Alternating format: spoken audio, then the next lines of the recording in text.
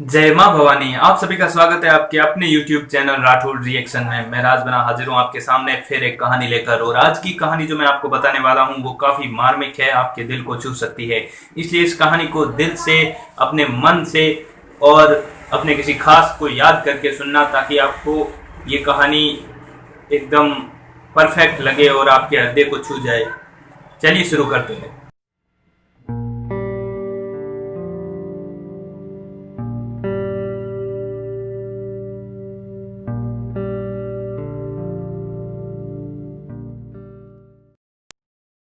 अमरकोट, सिंध, जहां के राजा बीसलदेव सोढ़ा का पुत्र महेंद्र सोढ़ा और उसके बहनोई हमीद जडेजा, जो कि गुजरात के थे, दोनों हम उम्र थे और दोनों में काफी मित्रता थी। और आए दिन हमीर यहाँ से अमरकोट और महेंद्र गुजरात में आया जाया करते थे। और एक बार हमीर जडेजा आए हुए थे अमरकोट, और दोनों मित्र काफी देर बातें की, मिले, और फिर दोनों ने निश्चय किया कि चलो आज हम शिकार करने चलते हैं। दोनों रवाना हो गए शिकार करने के लिए। जब वो जा रहे थे तो चलते वक्त उन्हें एक हिरण दिखाई दिया, तो वो उसका पीछा करने लगे।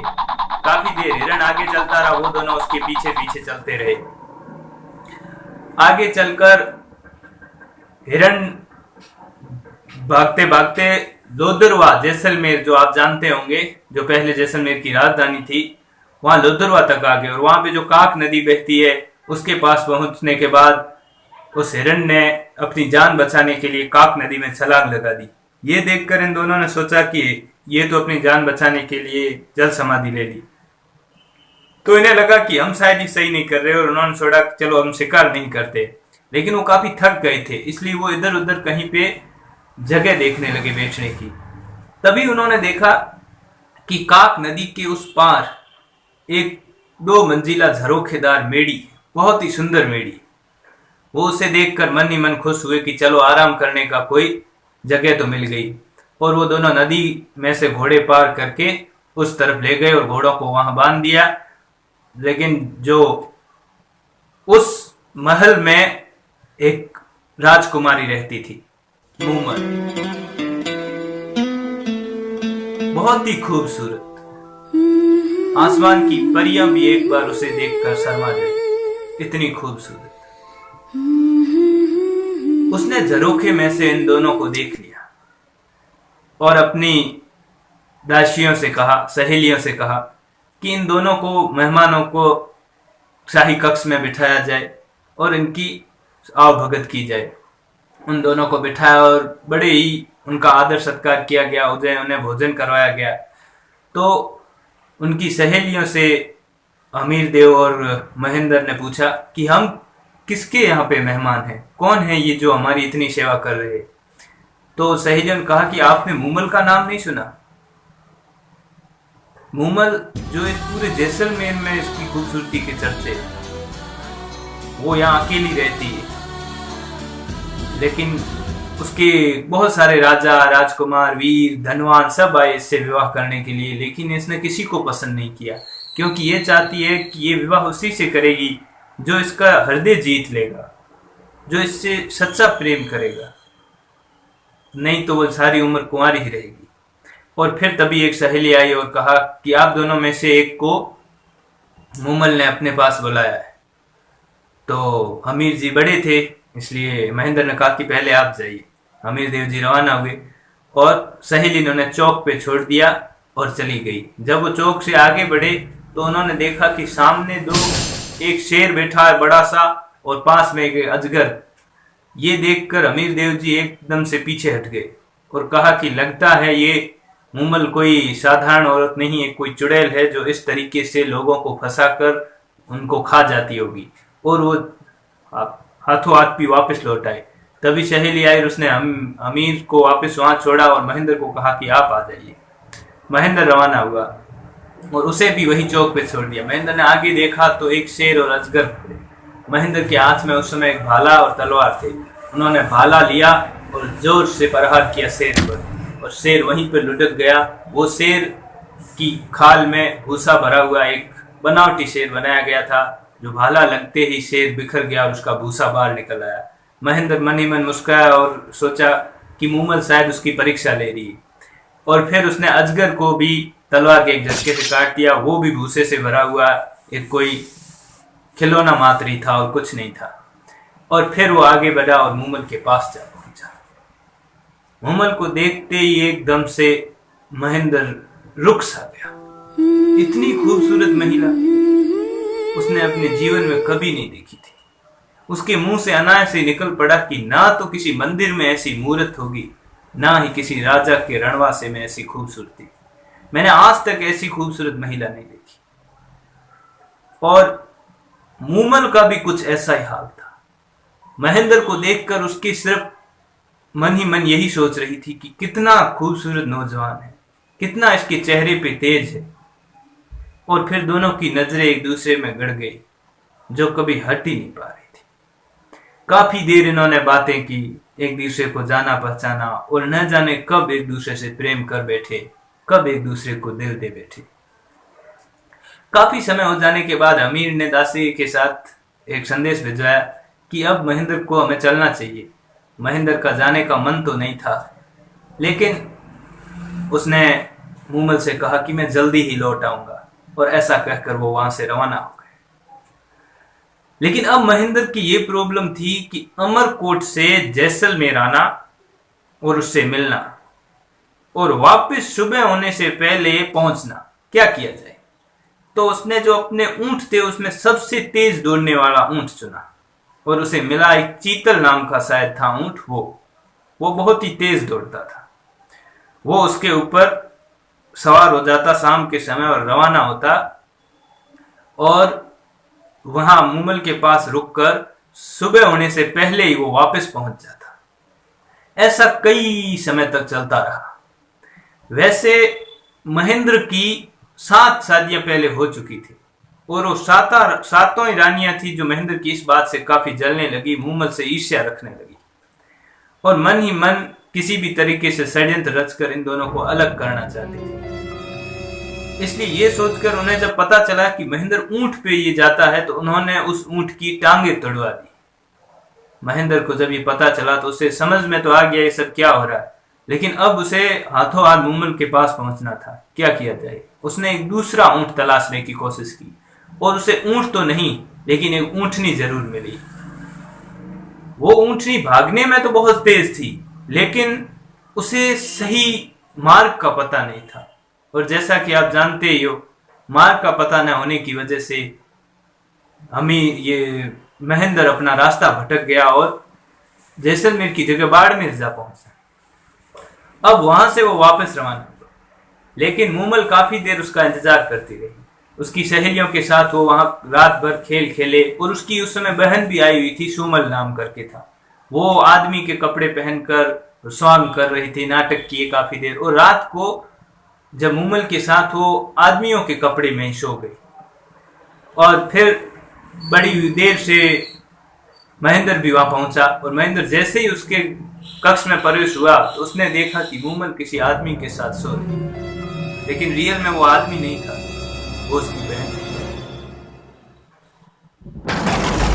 महेंद्र को ऐसा लगा जैसे बड़ा सा पहाड़ उस पर टूट पड़ा। जिस मूमल के लिए वो अपनी जान जोखिम में डाल सकता है, मूमल के लिए अपनी जान दे सकता है, वो मूमल ऐसे ही निकली। महेंद्र जो ऊंट को हाँकने के लिए हाथ में चाबुक था वो वहीं छोड़ दिया और वहां से हाथों हाथ वापस निकल गया। जाते वक्त उसके दिमाग में हजारों बुरी बुरी कल्पनाएं आ रही थी।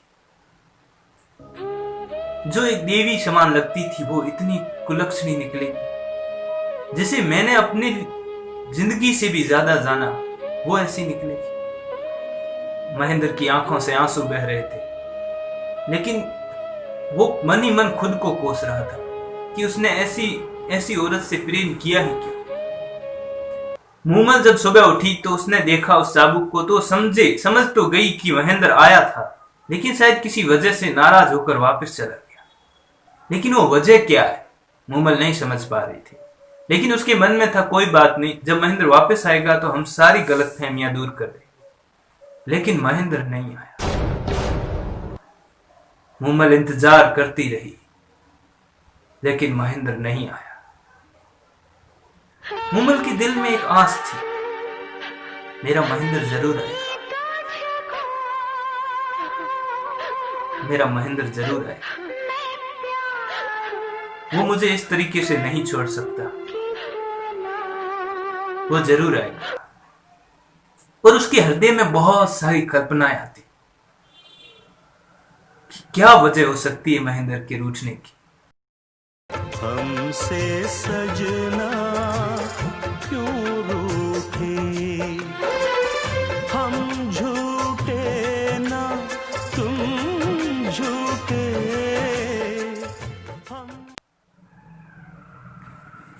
फिर उसने सोचा कि महेंद्र नहीं आ रहा है, काफी समय हो गया, तो उस खुद ने ही महेंद्र की ओर, वैसे उसने बहुत सारी चिट्ठियां भी लिखी थी लेकिन उसकी पत्नियों ने उस तक पहुंचने नहीं दी। अब वो खुद रवाना होने वाली थी महेंद्र से मिलने के लिए। तो जब उसे ये पता चला कि वो खुद आ रही है महेंद्र को, तो उसने सोचा कि शायद हो सकता है कि मेरी कोई गलत फहमी। ये महेंद्र का प्रेम बोला कि मैं मूमल पे शक क्यों कर रहा हूं, क्या पता मेरी कोई गलत फहमी। मैं जाऊंगा मूमल से मिलने, मैं जरूर जाऊंगा। और उसने संदेश भिजवाया कि मैं सुबह आ रहा हूं मिलने। मूमल बहुत खुश थी कि अब महेंद्र आएगा, हम अपनी सारी गलतफहमियां दूर कर लेंगे और हम फिर से वही सच्चे प्रेमी बन जाएंगे। महेंद्र मन में सोचा कि चलो मैं भी आज जांच कर लेता हूं, परीक्षा ले लेता हूं कि मूमल मुझसे कितना प्यार करती है। और ऐसा सोचकर उसने अपने एक सिपाही को, अपने एक सैनिक को मूमल के पास भेजा और उसको कुछ सिखा कर भेजा कि तू जाके यही कहना। सैनिक वहां से रवाना हुआ, मूमल के पास पहुंचे और वहां जाकर उसने कहा कि रात को एक सांप ने महेंद्र को काट लिया और महेंद्र सोडा मृत्यु को प्राप्त हो गई। उस सैनिक के मुंह से सिर्फ इतना निकलते ही कि वो मृत्यु को प्राप्त हो गए, मूमल वहीं पे पछाड़ खा के गिर पड़ी और गिरते ही उसके शरीर से प्राण निकल गए। वो महेंद्र के वियोग को नहीं सह पा रही थी। और ऊपर से जब उसे पता चला कि महेंद्र अब बिल्कुल नहीं रहा, तो मूमल ने अपनी जान दे दी। ये होता है सच्चा प्रेम। महेंद्र को जब ये पता चला वो पागल हो गया, ये उसने क्या कर डाला। वो पूरी तरह पागल हो चुका था और मूमल का नाम ले लेकर वो रागिस्तान के इन धोरों में घूमने लगा। ये कहानी आज अमर हो चुकी है। आज महेंद्र और मूमल की प्रेम की चर्चाएं हर ओर होती है। जब आप जैसलमेर की उस रेतीले ढोरों पे आओगे तो उसके कण कण में आपको मूमल और महेंद्र की प्रेम कहानी नजर आएगी। वो इतने कोस पार करके महेंद्र का मूमल से मिलने जा रहा है। वो मूमल का महेंद्र की सिर्फ मृत्यु मात्र सुनने से ही अपने प्राण दे देना, ये होता है सच्चा प्रेम। आज भी जैसलमेर में जो मरु उत्सव होता है, जो पूरे विश्व में प्रसिद्ध है, वहां पे प्रतियोगिता होती है मूमल, मिस मूमल, जो कि कई युवतियां आती है बाहर से, जो जैसलमेर पूरे राजस्थान से भाग लेती है और जो सबसे खूबसूरत होती है उसे मिस मूमल का खिताब दिया जाता है।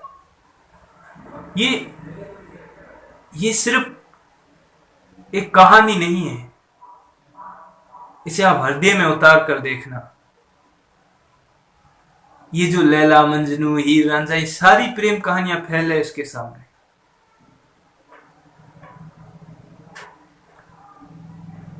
जब ये कहानी सुनते हैं ना तो भावुक से हो जाते हैं यार, सच में। चलिए, उम्मीद है मेरी ये कहानी आपको पसंद आई होगी।